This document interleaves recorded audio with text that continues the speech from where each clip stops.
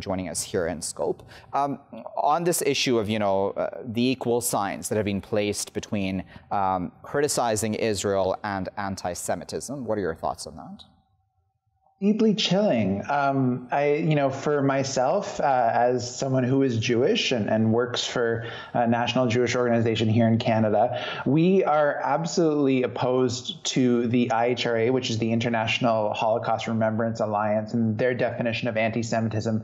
I would say that this definition of anti-Semitism is actually dangerous for Jews and for Palestinians and Muslim and Arab people more broadly. It's dangerous for Jews because it conflates actual anti-Semitism with criticism of Israel, which is a state like any other state that should be criticized openly and freely, without having that label simply put on you for being anti-Semitic. And then, of course, it's dangerous to Palestinians because it risks delegitimizing their very legitimate fight for human rights.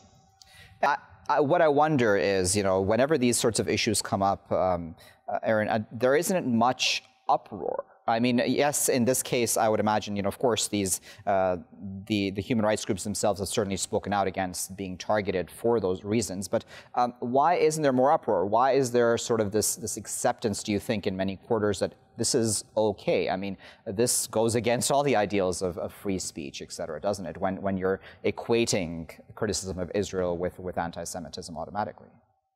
Well, we're starting to see more of an uproar right now, I would say, because, certainly here in Canada, people take notions of free speech and freedom of expression very seriously. And people think that you should absolutely be able to criticize a government if you see that that government is carrying out human rights abuses, like has been well documented in Israel. And, frankly, it's absolutely absurd what's being considered in the United States right now with this leaked State Department saying that organizations such as Amnesty International and Human Rights Watch could be labeled as